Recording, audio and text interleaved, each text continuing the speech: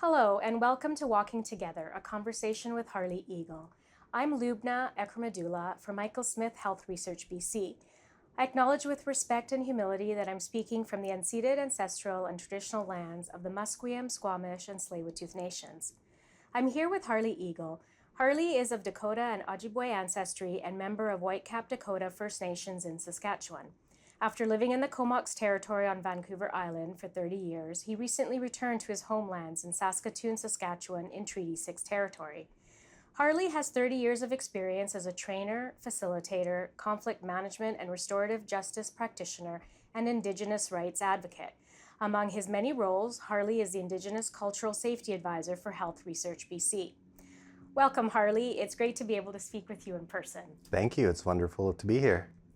So tell me a little bit about yourself and your roots. Well, first of all, thank you for the land acknowledgement. That's always a good place to start in this world of truth and reconciliation. But yeah, I've been doing this sort of work for 30 years now.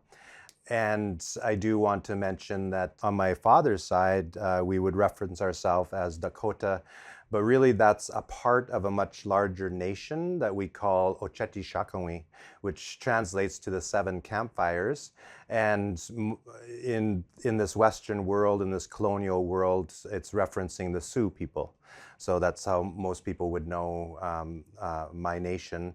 But that word Sioux comes from, it's a bit of a derogatory name that came from another nation. So we prefer to call ourselves Dakota, or my relatives who speak a different dialect would call themselves Lakota, and another part of the nation would call themselves Nakota. It's a difference in the dialogue and where we existed in our large traditional territory. But overall, we were known as the Oceti-Sakowin, the seven campfires. And so we're originally from the Great Plains of what we reference as Turtle Island, or North America.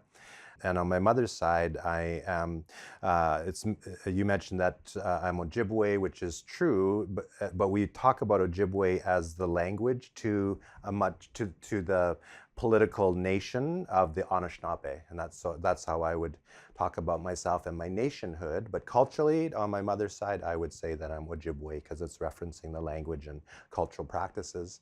I know more about my Dakota side than I do my mother's side, although I'm very close to many of my mother's side of the family are relatives. And this is really important for me to say that, as is mentioned in the bio, that I recently moved back to our traditional territory in Treaty 6, and specifically Saskatoon, which is a part of a Treaty 6 territory and a part of the traditional territory of both on my father's side and my mother's side of both of those nations. But as it's mentioned here, I've lived on Vancouver Island at different times for close to 30 years, and in different locations too. I spent time in the northern tip of the island with the Kwakwaka'wakw people and the Kwakiutl people, and then in more recent years in the middle of the island, living among the Comox people. And I've been able to work all up and down the island and all over BC, but most of my work was on the island, and so working with Nuu-chah-nulth people and Coast Salish people. And this is really important for me to say culturally, that I really thank all of those nations and the people that I got to work with, because even though I considered myself an uninvited guest into the territory, and I could even say an occupier, because the way that I came to Vancouver Island was very much in a colonial way. I didn't come in a cultural or traditional way, and I didn't ask permission to be on the territory. I just simply, we bought a house, and found a job and worked on the island.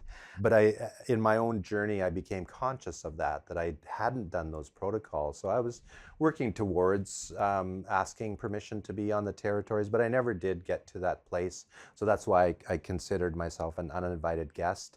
And I would say guest because I have the same experiences that the Indigenous people have on Vancouver Island in terms of colonization. So we share in that, but I didn't follow the protocols. But what I really want to say, and say it, I try to say this as publicly as possible, is that I'm very thankful for how I was treated by the Indigenous people on the island, welcomed into lots of different work, treated so well with so much respect for myself and my family. And I'm really thankful for that. And it's important for me to share that experience, especially when I'm back home now. And when I'm talking about my experiences being away from home, I make sure that I mention how well I was treated by the Indigenous people on Vancouver Island. Now, you're here for an event that we had for our staff, and you mentioned something about now being back home. Could you tell us about that? Yeah, thank you for asking that because, a lot of times in our, colonial society and our fast-paced Western society, we move around a lot. And I moved around a lot as a child and in my adult life. I've lived in Winnipeg, I've lived in South Dakota, and I lived in Florida for a short time. But what's been different about this move back home was it's a part of my own healing and decolonizing journey and that of my family as well. Because we left Saskatchewan and our relatives because of the fallout of colonization and all of the dynamics that it creates within families and communities. And sometimes it can get kind of nasty, right? And there's political stuff that goes on and arguments that lead into conflict and they don't get resolved and they just turn kind of nasty, they fester. And many Indigenous people experience that, in their families and communities. So you'll find that a lot of Indigenous people have left their communities. Over half of us have actually, we don't live in our communities anymore. Because of that and lack of opportunity and that sort of thing. Housing is always an issue. So we move for various reasons, but one of them is to get away from those kinds of nasty dynamics created by colonialism. That's what's important to remember. And I didn't understand those dynamics until I started to do this kind of work, to understand colonial patterns and impacts on self, as individuals, but also on families and communities and groups of people and nations. And when I understood that, then, and especially as I got into working on conflict and things like that and talking about the structures of colonialism and impacts, it really changed my understanding of my life's experiences. And so it also then kind of opened up my understanding that I need to go home. I want to restore, connections. I want to be a part of the healing that many of my relatives are on a journey of healing. I want to be a part of that, especially on the land, because we've been a part of that land for generation, for time immemorial. And a lot of my work in more recent years especially is focused on somatics. So understanding, not only academically and from a moral standpoint, the process of colonization, but also how does it impact our bodies? How does it impact the way that we walk in this world? And how do we restore our connections to our emotions, to our senses, our gut instinct? And so I'm so glad that I've been learning about somatics and in particular in my own body, because I've been feeling that connection since moving back home, just walking along the river, the Saskatchewan River, just walking on the land, seeing my relatives, going to events where I hear our names, I see our nation represented, visiting with my relatives, laughing with them and catching up with them. I've felt in my body. And that's been really profound, just to sit with that and allow that to shape me, as far as my journey and my evolution as a human being. It's really contributed, and I can really feel it in the last, just only the 6 weeks that I've been there. It's been wonderful to experience that. You mentioned a statue of a relative. Did you want to talk about that? Yeah, so right in the middle of downtown Saskatoon, right along the South Saskatchewan River, at the foot of the Victoria Street Bridge, you'll see a statue there of a settler, the person who's known to have founded Saskatoon as a community. And then standing next to him and kind of pointing is my great-great-grandfather, Chief Whitecap, or Wapahaska in our language. And he was the one, when asked by settlers coming into the area, where should we locate, where should we kind of create our town, he suggested that particular spot as a good place. There's a bend kind of in the river that he thought would be a good place. I don't know, maybe some of your listeners have had the experience of going to places where you see your relatives represented in statue or pictures, but that's been really quite profound to me, and I walk by there just about every day. So feeling that in my body and being able to look up, feeling like I belong because my relatives have been here for thousands of years, and it's recognized that one of my relatives helped to found this area. That's great to hear. It must be a really deep feeling. Yeah, like I choose to feel that strength because it's really grounding, and it really does something profound for your body and for your spirit and sense of self. But I'm also not unaware of what that means in terms of the whole colonization of these lands too, right? And you know, when Wapahaska said that this would be a good place for settlers to be, he was already placed on a reserve, right? And so that whole process of forced removal from traditional territories and land being confined to one small part was a part of that history as well. So I try to make sure that when I think about that, I also think about the erasure of Indigenous people. The statue itself is a example of trying to undo and maybe decolonize, you know, the city of Saskatoon, you know, put that statue there.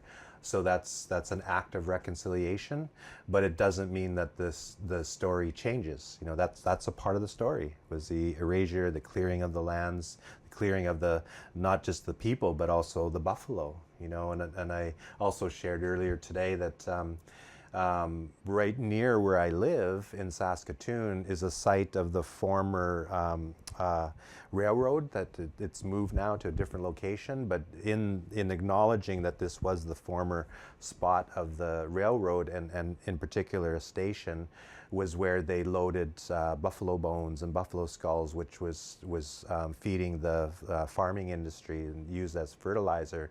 And the millions and millions of bison that were slaughtered, you know, the clearing of the plains of bison is something that we don't often think about in terms of our narrative here in Canada. So it was good to see that it was acknowledged, but there's also sadness there for me, right? In terms of this is a part of our history that's really hard to embrace, and there's outrage that happens inside of me. So I acknowledge that as well. But then putting those two things together, it helps to support me in the work that I've chosen to do in terms of decolonizing and Indigenous cultural safety and humility. So tell me a little bit more about the path that you took to becoming a cultural safety and humility consultant and facilitator. What did you want to be when you grew up? Well, if you look at my yearbook, when I graduated from Hanley High School, it says I wanted to be a fire truck. and the reason why it said that is because I didn't know, right? So I was just being silly. And being silly and being humorous was a part of my survival, because I didn't grow up knowing my history.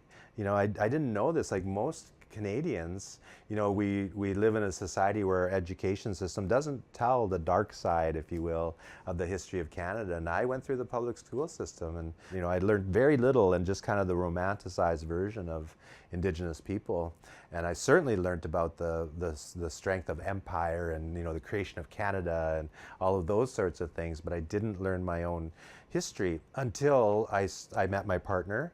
And my partner is a social worker and very much social justice minded, a feminist, you know, she's very aware of, when I met her, she was very aware of injustice patterns, and that was her life's work, was to be involved in trying to help, you know, the situation. So after I met her, we, through her suggestion, we did some voluntary work through an organization that she was a part of, and I call it it's kind of like the Peace Corps.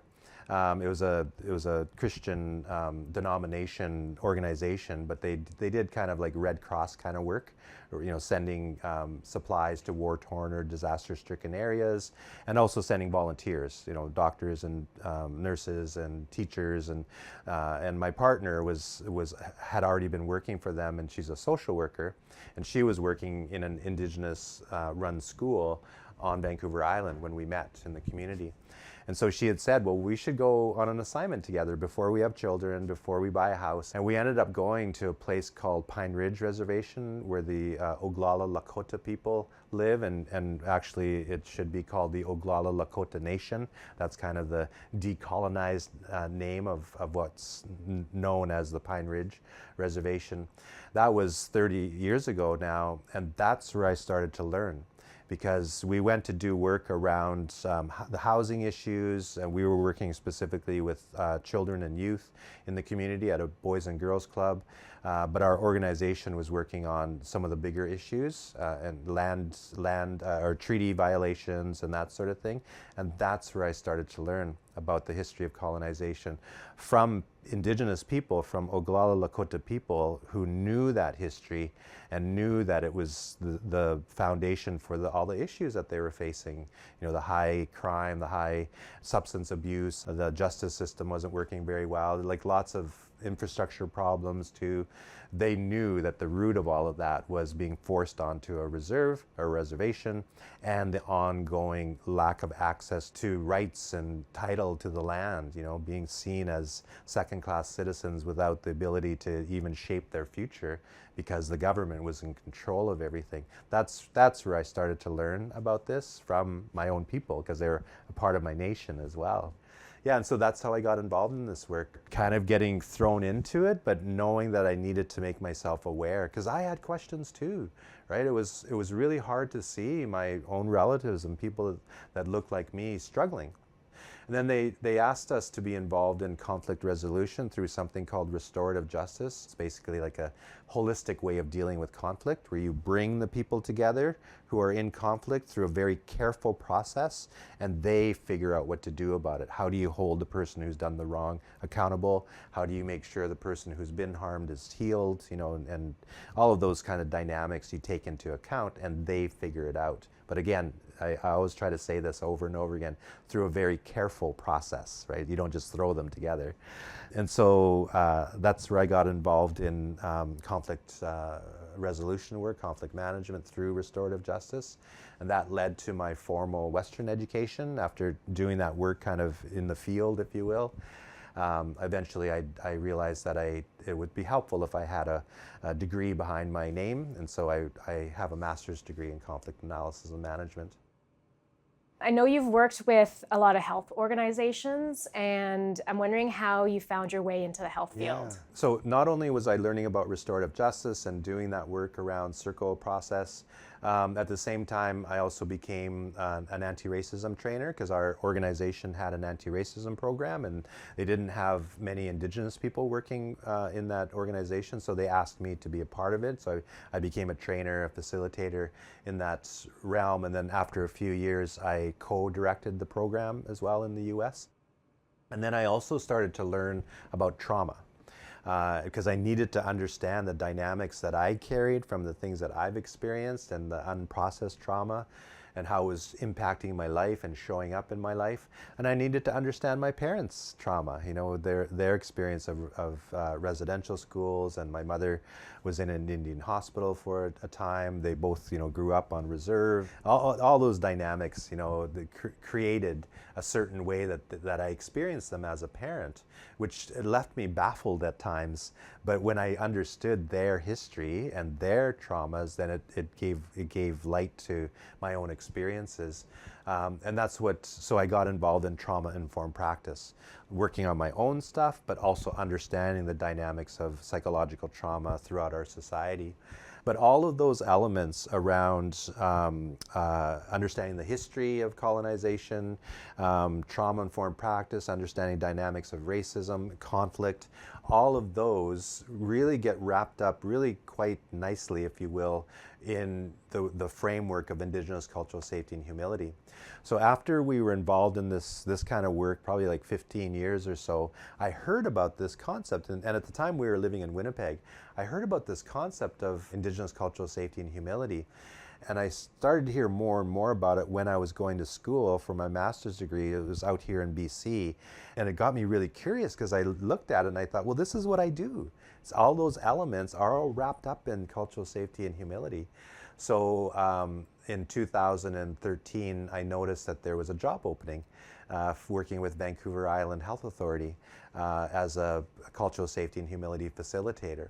And that job, or that program, was the first ever health authority in Canada that puts resources and a program together. Many people have been working on cultural safety and humility for a lot of years, but usually off the side of their desk, or just they're doing it because it's important. The program that we worked on was developed by another Indigenous person that I'm still very close with, and her process, and her colleagues that worked with alongside her, they traveled up and down the island visiting with Indigenous people and nations and communities, asking them, what does cultural safety look like for you? What do you want in the program? And so it's really based on the input of the nations on Vancouver Island. And my colleague is a Kwakwaka'wakw woman as well, so she has her own perspectives on all of this. And so I still follow that program pretty much. I've changed things here and there, but the foundation of it is still very much the same. And I feel good about that because it came from the people, which resonates with me as an Indigenous person as well. So it all made sense. It's a really, I think, a really powerful and helpful framework for embracing work like truth and reconciliation, for decolonizing, for bringing awareness of racism, for systems change. It's a really nice framework for addressing some of those injustices that we still continue to experience. So I've watched a number of, webinars that you've done and presentations, and there's so much learning from your work, and I'm really interested in knowing what you feel the health and research community can learn from your work. I think it's best said in a story. Stories are really important, and I think we need more space where we can all tell our stories, right? And I think in order to tell our stories, we have to learn the skill of being self-reflective, and maybe even being curious and asking our families, what is our story? Where did we come from? How did we get to Canada? What was our story from where we came from? All of those things I think are really important. So I was doing this work on Vancouver Island, and I worked for the health authority for about 4 years. And then I realized that even if we were able to create a health authority on Vancouver Island that was culturally safe, we'd still be dealing with culturally unsafe situations because it's everywhere. So that helped me to realize I'd like to do this work beyond just the healthcare world, because that will help the work within the healthcare world. So I decided that I would become a consultant. I'd been consulting already for decades, but I was doing it while I was working. So I decided that I kind of took a leap of faith through, my family helped me to do this, and friends and colleagues as well that invited me in to do some work with them, and it's just grown from there. It's right from day one of deciding to become a consultant. I've had more than enough work to do. But getting back to how I got involved in working with Health Research BC was because I was doing this work and meeting lots of people, meeting elders and knowledge keepers and other communities beyond Vancouver Island as well, and they knew of my work. So what happened was that there was a faux pas that was made. I'm not sure the details, but something went wrong in a meeting that Health Research BC had. At that time it was Michael Smith Foundation. And so one of the knowledge keepers at that point, when that faux pas was made, they said to them, I think you need to be looking at cultural safety and humility, and you might want to talk to a person that I know named Harley Eagle about how you can look at cultural safety and humility for your organization, because that's essential if you want to work with us in a good way. Conflict arises when you don't have respectful and authentic relationships. If you don't have that, or if you depend on a hierarchical and a patriarchal way of interacting, you're going to offend. You're going to make mistakes. You're going to not even see those mistakes if you're used to a certain way of doing things that comes from a colonial mentality. That's where you're gonna mess things up when you're working with Indigenous communities that are striving to hold on to our old ways and our old ways of interacting. So, thankfully the leadership realized that yes, we better do this, and it kind of grew from there. It's taken on a life of its own. And that's the beautiful thing about this work, is if you can get people on the journey of authenticity, and recognizing kind of the environment and how it creates inauthentic spaces, it really does take a life of its own on. And that's a beautiful thing to then, because then you end up not necessarily leading the work, but you're walking alongside folks that are on the journey. And I'm a journeyer too. So we become co-journeyers, right? So I don't have to be the leader in it. You have in the past talked about the medicine wheel and the Western clock. Can you tell me a little bit more about that? So in our work, we use a metaphor, a couple different metaphors to kind of get at, we work in colonial structures. And so we want to name that, and we want to bring that forward, of the struggle, of the challenge of working in two worlds.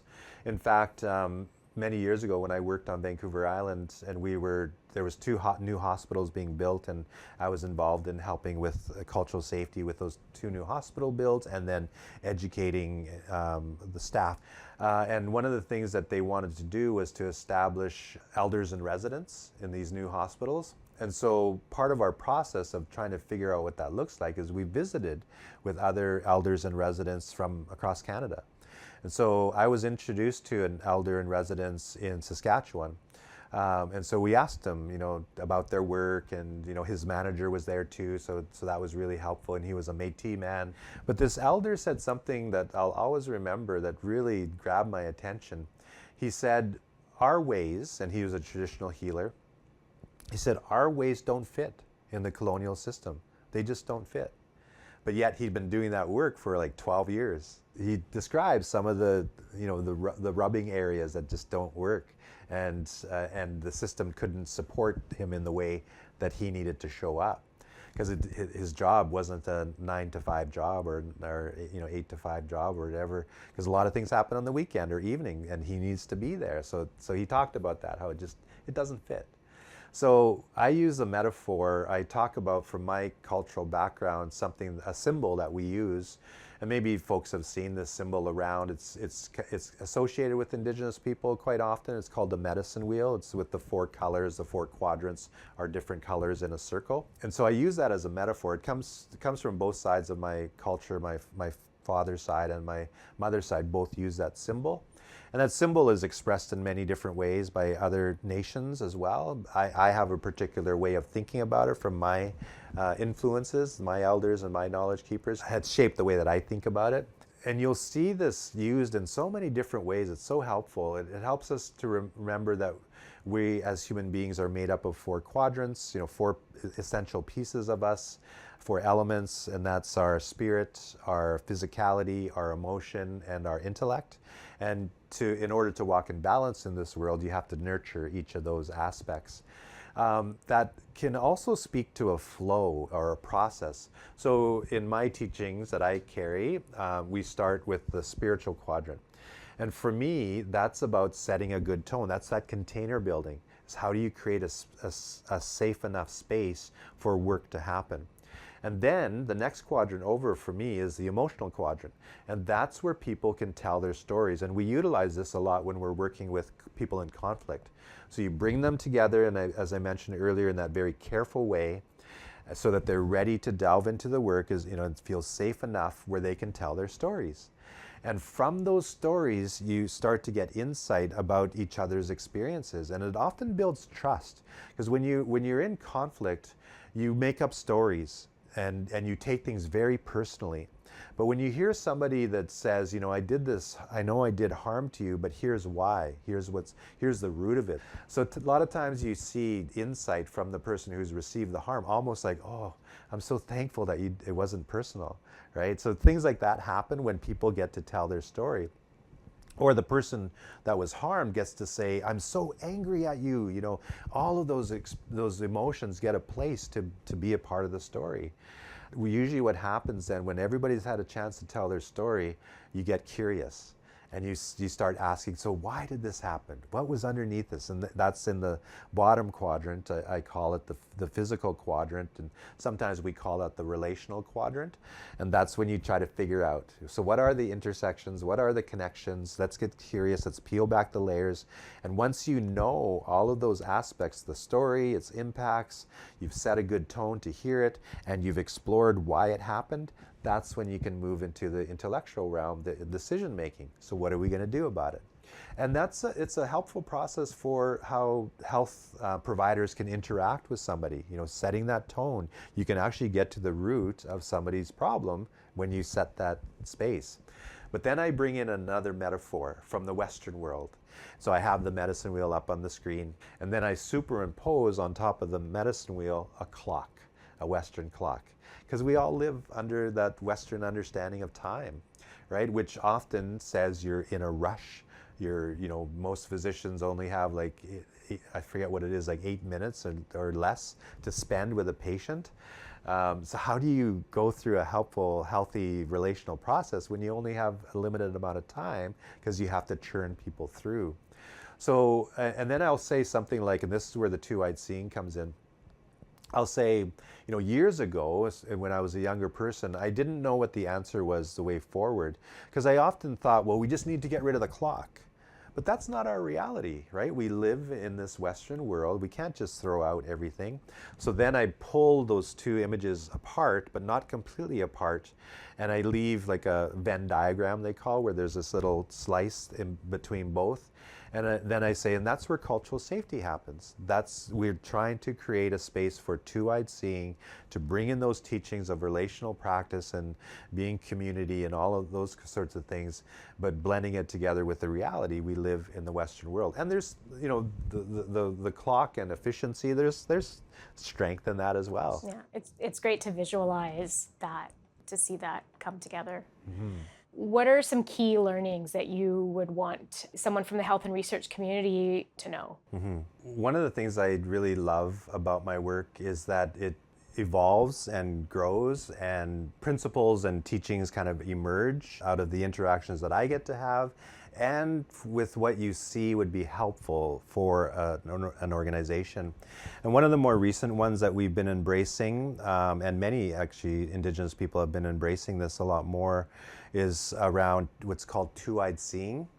And this idea of two-eyed seeing comes from, it actually comes from the academic world, but it comes from Indigenous people who were in the academic world, and in particular two people, a husband and wife team, Albert and Merdina Marshall, and they're Mi'kmaq people from back east. And they brought in the teachings of their elders and their culture, that basically two-eyed seeing is kind of taking the best of both worlds, the wisdom of both worlds, so the Western world and the best of Indigenous worldview, and bringing them together. And I think that that's a beautiful and relational way of reconciliation. So it's not like always saying you've done wrong, you have to fix this and give reparations. And not that that's not important, that is important. But this focus then becomes more about how can we do this work together by looking at the best of our worlds to figure out a way forward. And here's one example that I've been using in more recent years, and it's the work of Dr. Michael Yellowbird, who's a Hidatsa Arikara Mandan Indigenous person from just south of the border that we now know as the US and Canada in North Dakota. He's a social worker, and so he's coined this phrase called neuro-decolonization. He takes Western understandings of our nervous system and ways of accessing, understanding the nervous system by using brain imaging and that sort of thing to understand, so that we know what our brain does when we're uncomfortable. what our brain does when we're in conflict, what our brain does when we want to run away from something, fight or flight or freezing. So understanding the physiology of our bodies through Western science, and then he blends that together to help us to understand, so what can we do when we're shutting down because we're talking about something uncomfortable like truth and reconciliation? What kind of skills can we apply? And that's where the decolonization comes in. So Western understanding, decolonization are all of those strategies, processes, and methods that we can employ in the moment to help us stay more fully present. And when you start to look into those practices, you start to realize that many cultures, ancient cultures throughout the world had these practices. Whether it's around yoga or meditation, they were performed for centuries and centuries because they were helpful for us to show up as human beings, right? So he blends them together so that we can do this work in a more holistic way. And it's easier to talk about that in the healthcare world because you're bringing in the wisdom of Western understandings of health and how our bodies function. What would be important for health and research community to remember when applying two-eyed seeing? You're constantly learning new things and you're constantly growing. When I use the word growth, for me, what comes up is pain. It's not easy to grow. It's not easy to transform. So what I suggest and how I try to do my work is what I call container building. How do you build a container that's mindful of the way that our bodies, our nervous systems operate when we're uncomfortable? We tend to go into fight or flight, and when we go into fight or flight, we often start to circulate negative stories because and it's brilliant what our brain does. It's circulating these negative stories because it wants us to recognize when a threat is coming. But in that moment, if you're trying to work with an Indigenous community and your mind is circulating negative narratives about Indigenous people, it's not good for the process. So how do you build a container then becomes really important, where people are in a more regulated state, where they can start to learn to recognize when those negative stories are starting to circulate, and then they can take a breath. And they can realize, oh, I feel my body going into fight or flight. So that means I need to stop, I need to pause, I need to take some breaths, I need to recognize what's going on in my body. And sometimes or a lot of times you can build the skill where you can do that fairly quickly. Maybe at the beginning it might take some time, but you can start to build a skill. And then that helps you then in that moment of interaction with Indigenous community so that you don't do the faux pas, you don't make the mistakes, because you're mindful of so many different things, but also you're being respectful of the Indigenous people. You're paying attention in a way that we're usually not trained in the Western world to pay attention to. And it takes practice. It takes practice. And you'll hear that from people who are involved in this work. And I hear the metaphor used quite often of the marathon. And not only as it's a long journey, but marathon runners need to practice, right? Constantly, like several times a week, you need to go on a nice long run. And not only is it the running, but how do you pay attention to what you're feeding your body? How do you pay attention to rest? How do you pay attention when you hurt your knee? What do you need to do to tend to that? So it's a really powerful metaphor, I think, for this journey and for the work that we're trying to do within the health research community. I've heard you say that, Indigenous and non-Indigenous people need to be working together and walking alongside each other. Can you tell me more about that? Yeah, so remember when I said that, I started to learn about my own history when we moved to Pine Ridge Reservation. And so I started to learn of the dynamics of colonization from Indigenous perspectives.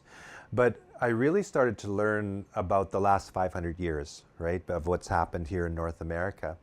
And that left me at a place of, I got angry a lot, and rightfully so. I think when we look at that history, we should expect feelings of anger and frustration and guilt and shame to come up as well. That's a natural response to talking about an adverse situation.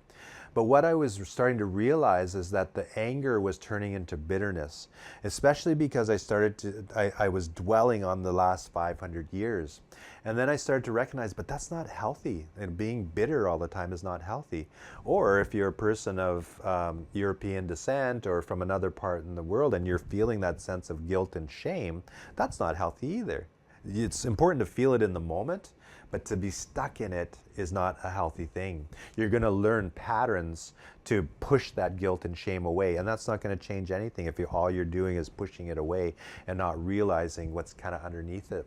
And so then that led us to doing this work that we call the older story of colonization, because, and this is where you start to see the intersections of the different teachings that I talked about earlier that make up cultural safety and humility, because we applied trauma-informed practice to helping us to recognize that it's important to talk about the older story of colonization, because there's a motto, I call it the motto of trauma-informed practice, that says, when you're working with somebody who's maybe activated, maybe they're triggered and they're acting out, maybe they're raising their voice, and maybe they're really aggressive, or maybe they're even shut down, rather than saying, what's wrong with this person, to work from an understanding that something's happened to them to create that response. And so then it gives you a different way of working and understanding and interacting with that person. And it really helps to calm your own nervous system, because you realize that it's not me. I might be triggering them, or something might have happened, but they've had this long history of things happening to them, so it's not me. So then what can I do to help to regulate a person so that we can get to undoing or processing the trauma that they're carrying? So we applied that to the story of colonization. So rather than saying what was wrong with European people when they came to our shores and the way they did, we changed that to ask, or to work from the understanding, what happened to them? So that's got us curious. And so then we jumped back 1,000 years ago and started looking at the history of Europe and realized that there was a long history of the colonization of the indigenous people of Europe. And you can also look at other parts of the world and see the very same patterns of colonization.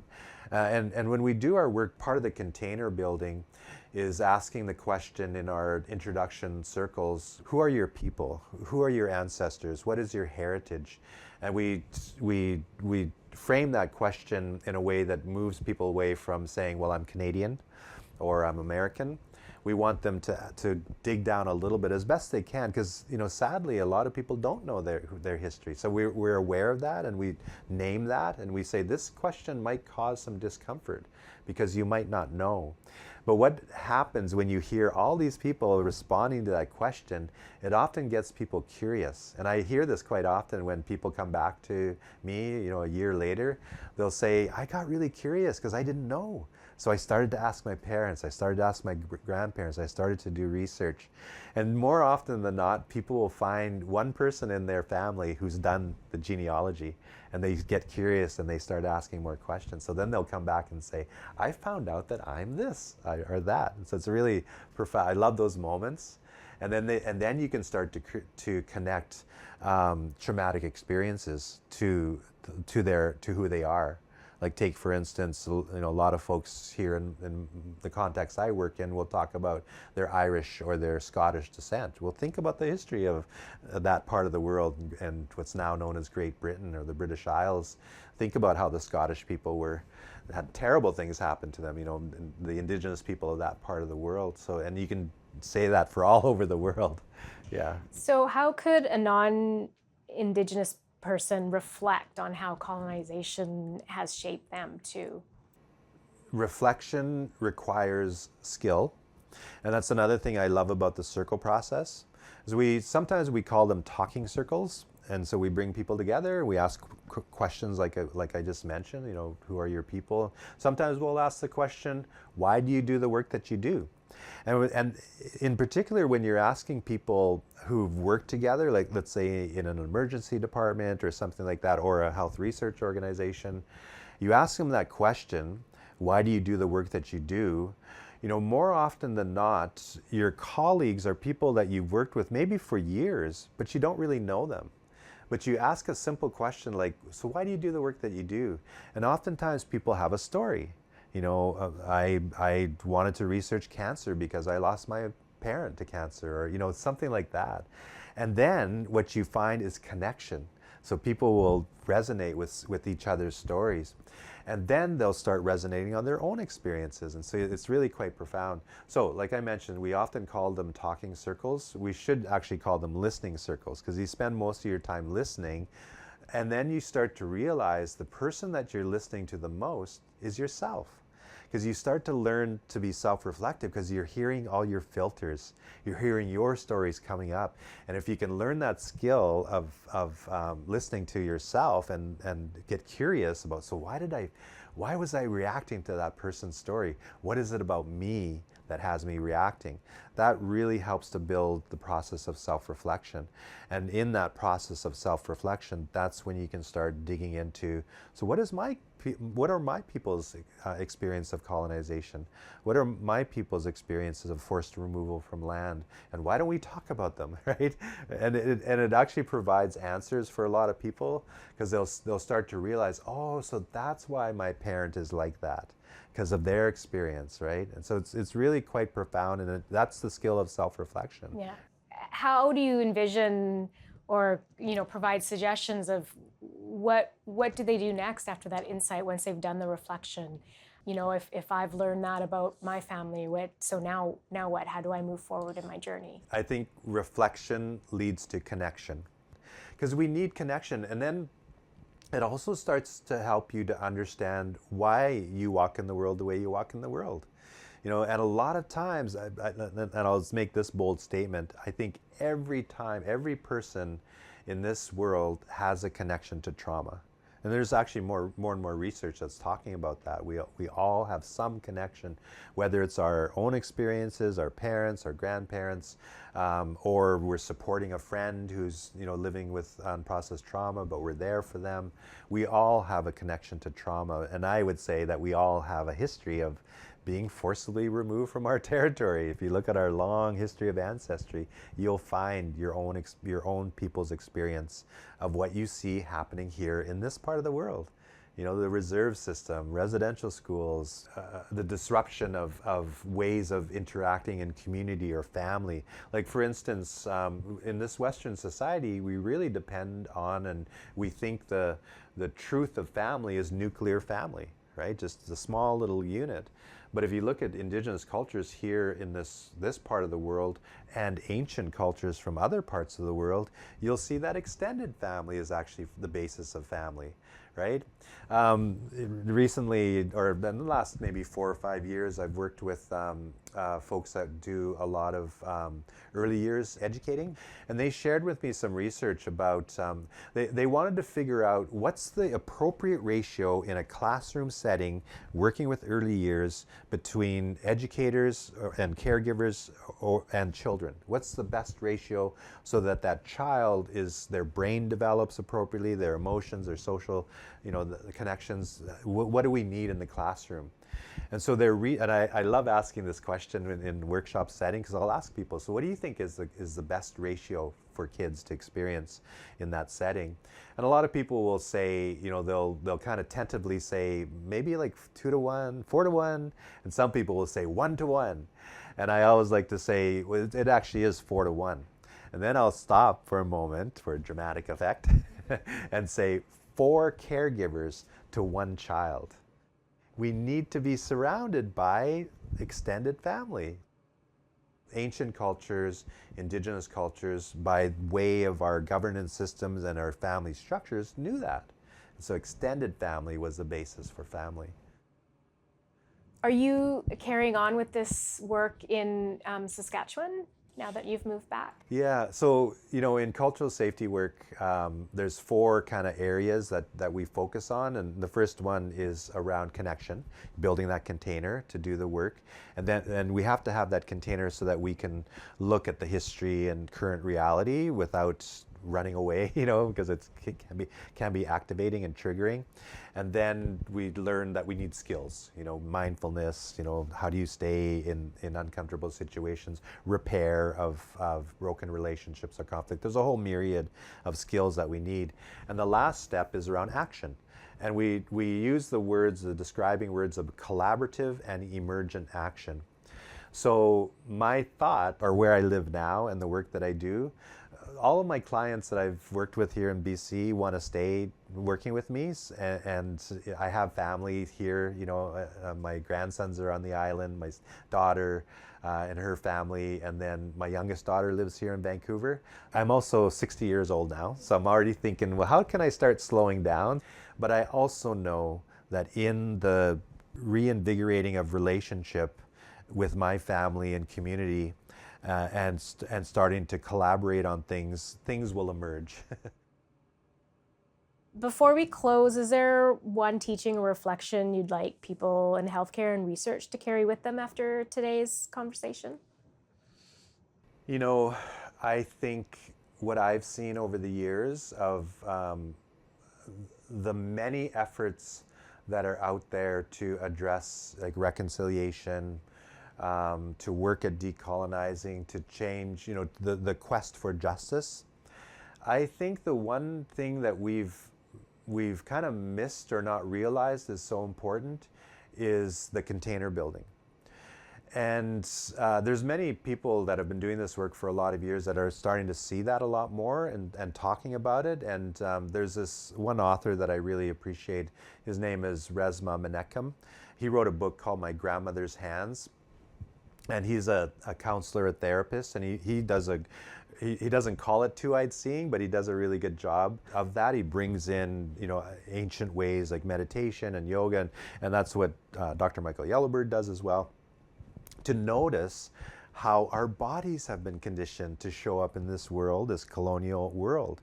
And that's the one piece that we haven't looked at. Like we've talked about the injustice of racism and sexism and all of that from an academic understanding, which is important, and from a morality side of it. Like, this is wrong, we need to do the right thing. Those are important, but the one area that we haven't focused on is the impact and how we've been conditioned to show up in our bodies and to push things down, to not pay attention, right? And so somatics, which I talk a lot about in our work in more recent years, is about learning to pay attention to what's going on, to know that we've been conditioned.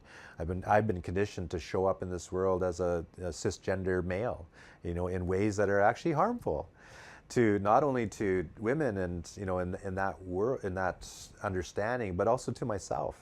Right? And so I have to learn to feel what that is so that I can feel when healing is happening and when I'm doing something different, and it's something that feels right in my body because my body wants to be in right relationship with itself and the world around me. So I have to learn that. I've never had the opportunity to learn it, and I would say most of us in this society haven't had that opportunity. So that container building can create a space where we can lean into that, because we can't think this away and we can't moralize this injustice away. We have to feel it and know what it feels like to be in right relationship. Thank you so much for joining me today to connect with me and the teachings that you've shared. It's been a pleasure to listen to you speak, and I hope you have a great travel back to your homelands. Oh, thank you so much. Thank you for inviting me into this space.